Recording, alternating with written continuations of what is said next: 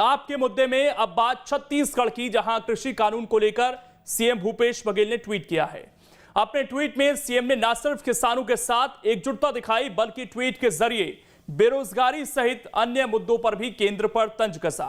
उधर दंतेवाड़ा में कृषि कानून का विरोध कर रहे एक कांग्रेस नेता से जब इसके बारे में पूछा गया तो वो कानून के बारे में बता नहीं पाए। मतलब कहीं ना कहीं कानून पढ़े बिना समर्थन और विरोध की सियासत हो रही है। आज चर्चा इसी मसले पर कि क्या कृषि कानून को लेकर भ्रम फैलाया जा रहा है, क्या कृषि कानून का सिर्फ विरोध के लिए विरोध हो रहा है, क्या बीजेपी कृषि कानून के बारे में किसानों को समझा नहीं पा रही। सवाल यह भी है कि क्या आधी अधूरी जानकारी के साथ कानून का समर्थन और विरोध दोनों हो रहे हैं। इन्हीं सवालों पर आज चर्चा करेंगे। कुछ खास मेहमान भी हमारे साथ जुड़ेंगे, लेकिन उससे पहले आज की रिपोर्ट।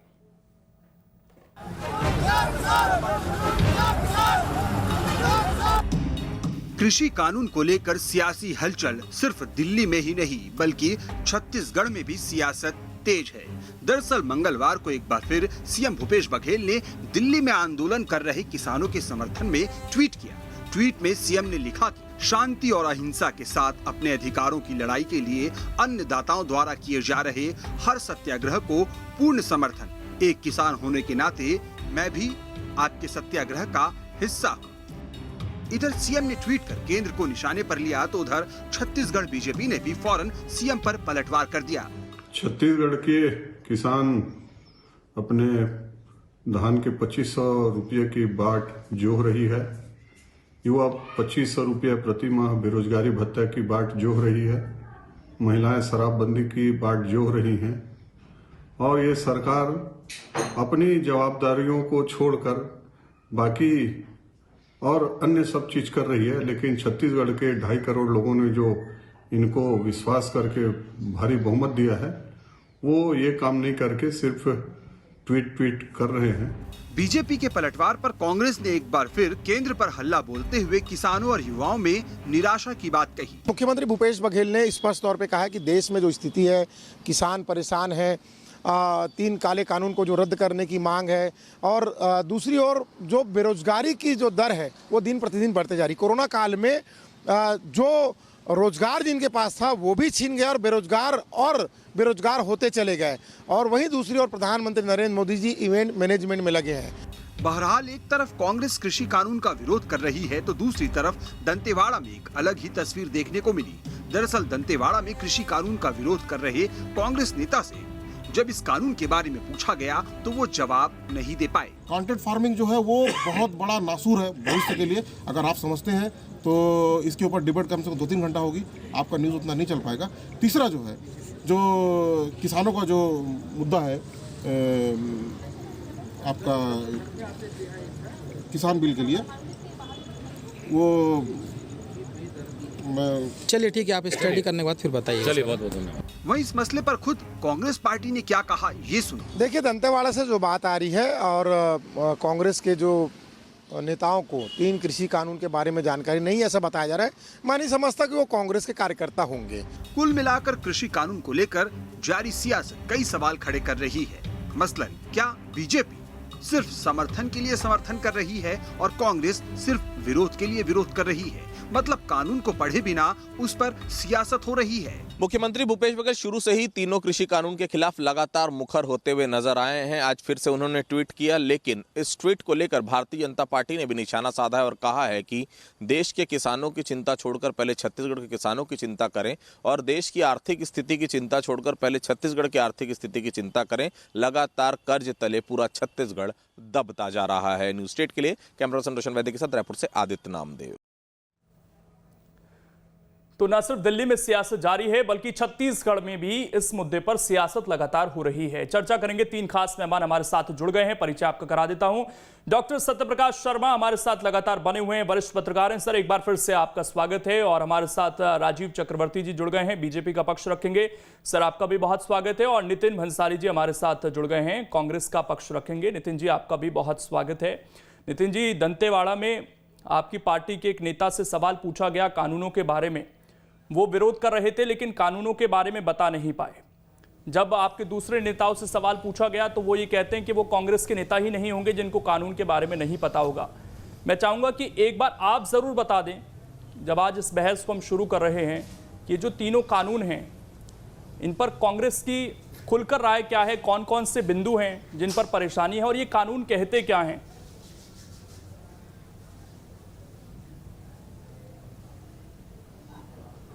देखिए, पहले तो आप दंतेवाड़ा में जिस कांग्रेस नेता की बात कर रहे हैं कि जिसने कहा कि आप कह रहे हैं कि उसको कृषि कानून के बारे में मालूम नहीं था, तो मैं नहीं जानता और मैं भी इस बात को दोहराऊंगा कि यदि वो कांग्रेस का नेता अपने आप को कहता है तो वो नेता नहीं है। इस बात की जांच होगी और वो दूध का दूध और पानी का पानी होगा कि ये कहीं और किसी की साजिश तो नहीं थी या आंदोलन में कोई बाहरी व्यक्ति घुस तो नहीं गया था, ये एक अलग विषय है। देखिए, कृषि कानून के विषय में जैसा कि हमने बताया था, 3 काले कानून हमने जो शुरू से हमने जिन चीज़ों का विरोध किया, जैसे कॉन्ट्रैक्ट फार्मिंग हो गया, आपका भंडारण में जो है वो छूट दी गई, और तीसरा एमएसपी। इन 3 मांगों को लेकर ही, मुख्य 3 मांगों को लेकर ही किसान नाम के साथ बता सकते हैं सर, तीनों कानून जो है, किसान बहुत दुख की बात है कि तीनों कानूनों के नाम के साथ आप बता सकते हैं, तीनों कानूनों के नाम के साथ आप एक्सप्लेन कर सकते हैं कि ये कानून का नाम है, ये इसके विरोध में, इस चीज का ये पॉइंट है जिसके विरोध में है हम। देखिए तीनों कानूनों की आप बात कर रहे हैं। तीनों कानूनों का मैंने विश्लेषण तो कर दिया आपको कि भाई एमएसपी जो है, मैक्सिमम सपोर्ट प्राइस, इसमें कहीं प्रावधान नहीं है कि भाई आप इसमें एमएसपी देंगे या नहीं देंगे। दूसरा, जमाखोरी वाली जो इन्होंने चीजों को परिवर्तित किया है, जिसमें छूट दे दी है, आवश्यक वस्तु अधिनियम, सर वो मिनिमम सपोर्ट प्राइस अधिनियम के तहत भंडारण की पूरी छूट दी गई है। मिनिमम सपोर्ट जितना प्राइस भी भंडारण करिए, कॉन्ट्रैक्ट फार्मिंग, हाँ मिनिमम सपोर्ट प्राइस, एमएसपी बोल रहा हूं ना मैं, मिनिमम सपोर्ट प्राइस ही बोल रहा हूं मैं। मिनिमम सपोर्ट प्राइस का कहीं पे प्रावधान नहीं है। उसी चीज को लेकर, उन्हीं बातों को लेकर किसान आंदोलनरत हैं। सर नाम देख रहे हैं कि मैं चाहता हूं नाम बता दें आप तीनों कानूनों। सॉरी मैक्सिमम निकला होगा, मिनिमम आपका भी नाम बता दीजिए एक बार तीनों कानूनों के। मैं थोड़ा सा आज विस्तार से आपसे जानना चाहता हूँ, विरोध बहुत हो गया सर, ऊपर की बातें हो रही है, ऊपर की बातें बहुत हो रही है सर, यही तो दिक्कत हो जाती है सर।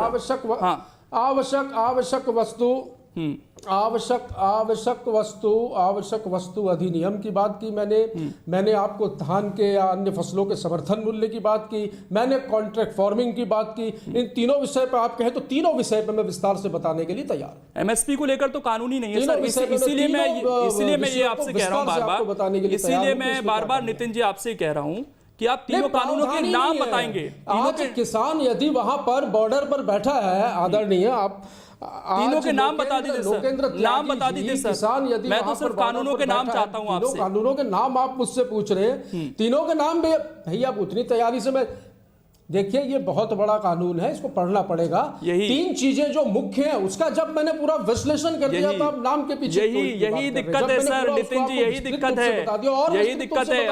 अब सर इस चीज का गौर रखिएगा, आपके नेता ये न कह दें जी नितिन जी भी हमारे नेता नहीं है सर। ऐसा ना उनसे पूछा जाए कि नितिन जी तैयारी के साथ नहीं आए पूरे कानूनों के बारे में, और आपके नेता ये बोल दें कि वो हमारे नेता नहीं है सर, जो बबलू सिद्दीकी के साथ हो रहा है।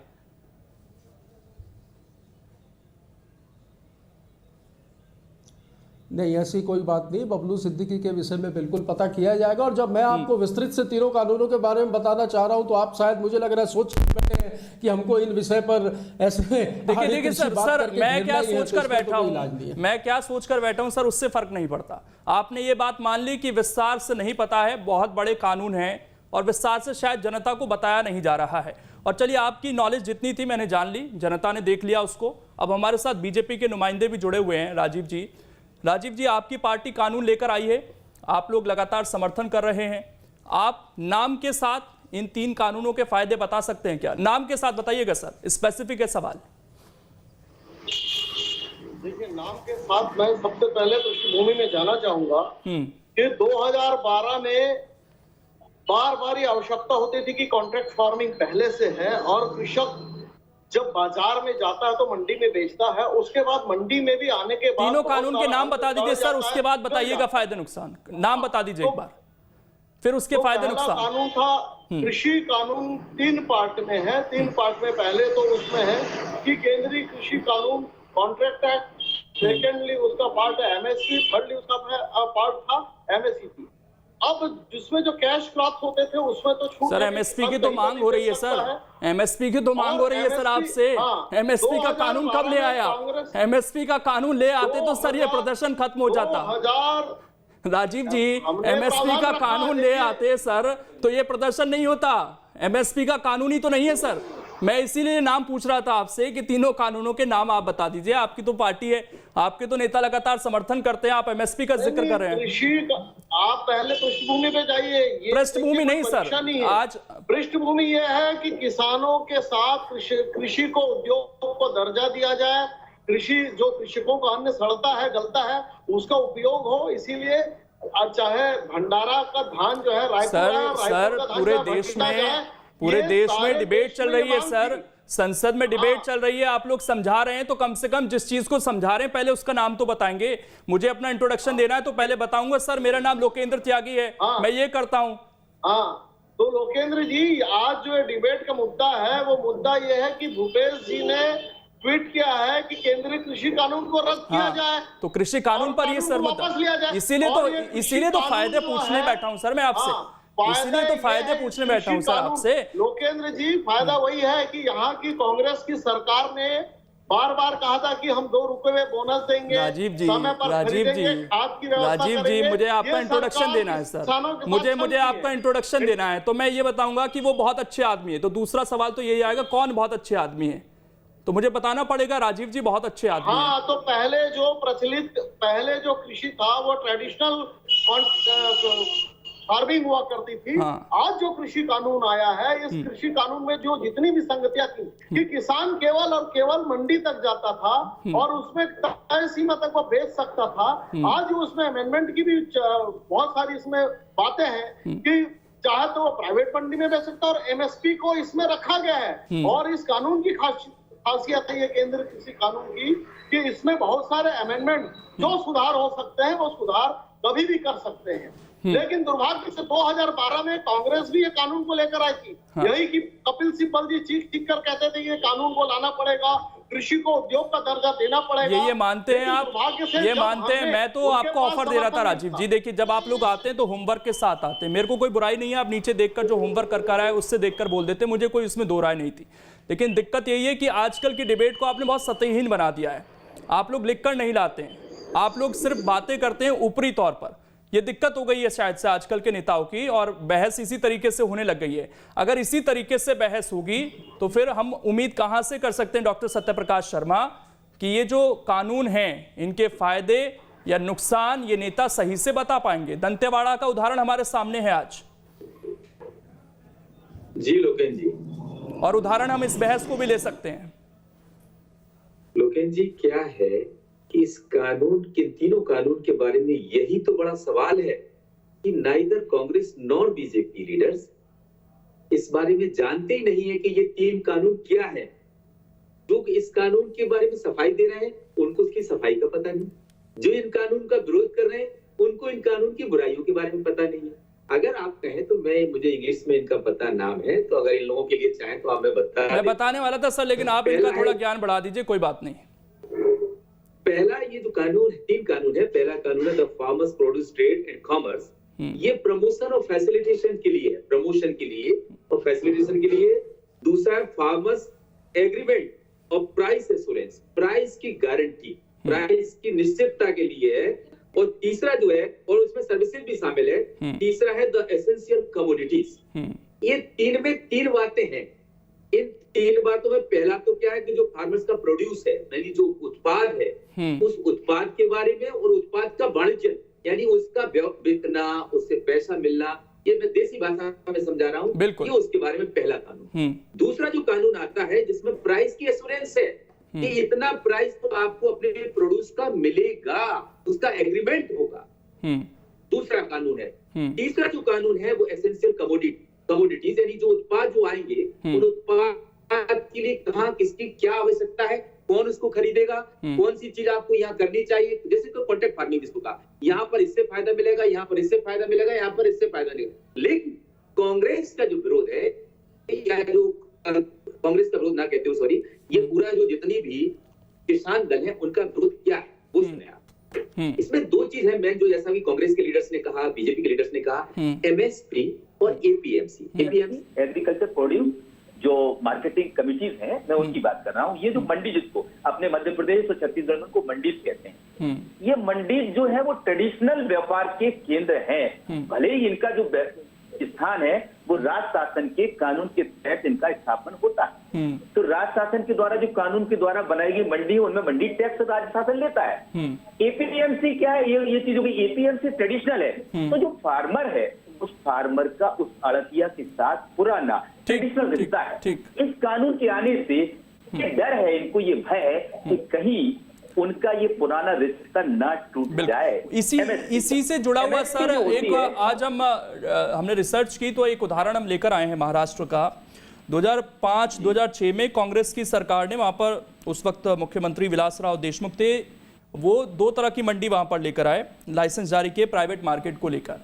तो उन्होंने भी एक एक्सपेरिमेंट किया और आज 2019-20 में वहां पर एपीएमसी के जरिए 48,000 करोड़ का ट्रांजैक्शन हुआ है, जबकि प्राइवेट मार्केट है उनके जरिए 11,000 करोड़ का ट्रांजैक्शन हुआ है। नितिन जी, ये उदाहरण मैंने दिया, आपकी सरकार ने एक्सपेरिमेंट किया था, लेकिन सरकारी मंडियां सर बंद नहीं हुई महाराष्ट्र में।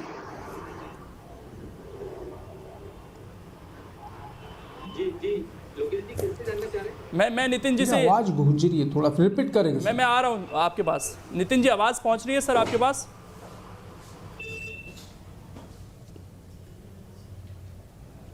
गूंज रही है आवाज आपकी। ठीक है सर, मैं चाहूंगा थोड़ा वहां पर जो भी टेक्निकल चीजें उनको ठीक किया जाए।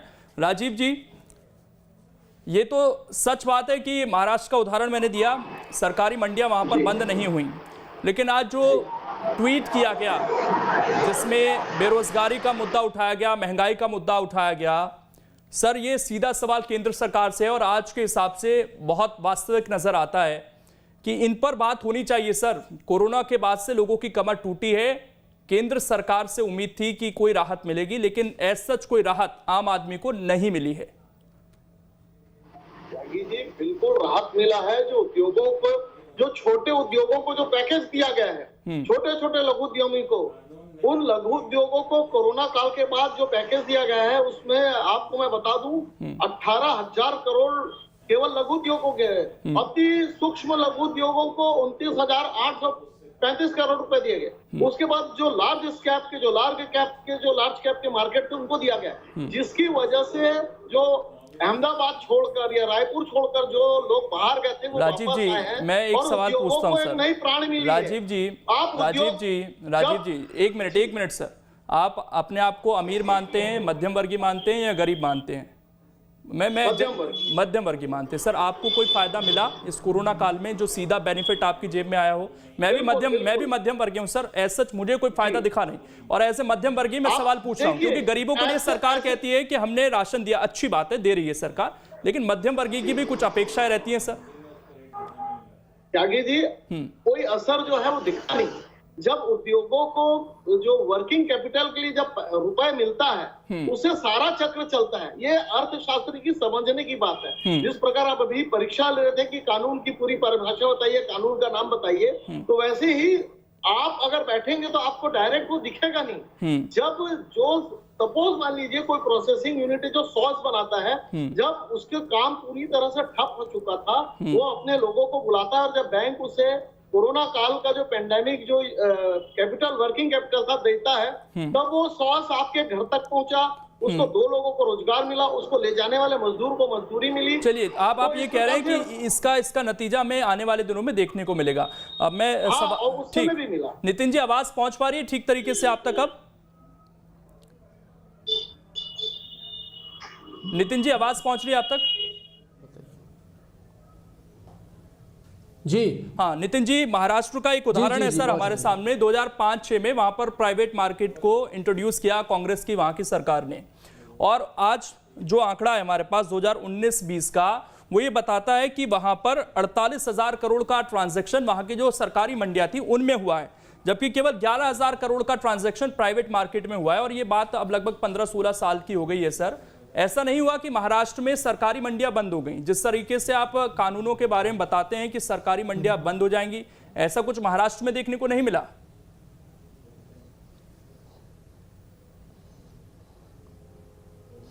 देखिए वहां देखने को क्यों नहीं मिला, इसका स्टडी किया जाएगा। आपने आंकड़े काफी अच्छे बताए हैं, इसको हमको अध्ययन करना होगा। दूसरी बात मैं ये बता दूं कि जिस प्रकार इन कानूनों के विषय में अभी हम चर्चा करने बैठे हैं, तो आप ये देखिए एमएसपी की गारंटी नहीं है, ये बात तो ठीक है। कॉन्ट्रैक्ट फार्मिंग की गारंटी है, मंडियां समाप्त होंगी, ये 100% सही है। बार बार बीजेपी कहती है कि ये कानून और इस तरीके के, उसके लिए हम भी एग्री थे और हम भी ये करना चाहते थे, लेकिन हमारा कहीं पर भी जो हमने जो ड्राफ्ट तैयार किया था इस विषय में, उस ड्राफ्ट के साथ संपूर्ण रूप से छेड़छाड़ की गई है और सारी चीजें जो है वो कुछ कॉर्पोरेट घरानों को फायदा पहुंचाने के उद्देश्य से की गई है। एपीएमसी है, आपने ये तो कहा मैनिफेस्टो में कि हम बदलाव चाहते हैं, तो क्या बदलाव चाहते थे, क्या था आपका ड्राफ्ट सर, वही बता दीजिए।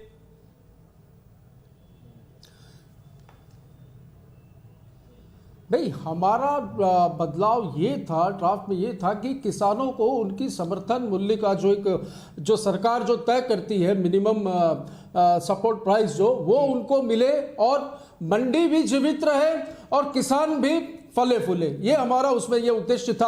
हम मंडियों की संख्याओं को भी बढ़ाना चाहते थे कि किसान जो है अपने निकटतम मंडी में भी धान बेच सके। जैसे छत्तीसगढ़ में हम लोगों ने समितियों के माध्यम से धान खरीदा और हमने इस एक्ट में संशोधन करके, मतलब अब केंद्र सरकार के एक्ट में तो नहीं, लेकिन हमने राज्य सरकार के जो कानून थे उनमें कुछ संशोधन करके बेहतर तरीके से उसको हमने इम्प्लीमेंट किया है, जिससे मंडियां भी जीवित होंगी। और देखिए प्रदेश का किसान जो है काफी खुश है, खुशहाल है और कृषि प्रधान प्रदेश है और प्रगति के पथ। एक ट्वीट को लेकर सवाल आज राजीव जी ने किया कि ट्वीट हो रहे हैं छत्तीसगढ़ में और मुद्दा उठाया गया ट्वीट के जरिए बेरोजगारी का, महंगाई का। सर छत्तीसगढ़ के कुछ आंकड़े हैं, डॉक्टरों की कमी है छत्तीसगढ़ में, 18,000 लोगों पर एक डॉक्टर है, 1,000 पर होना चाहिए।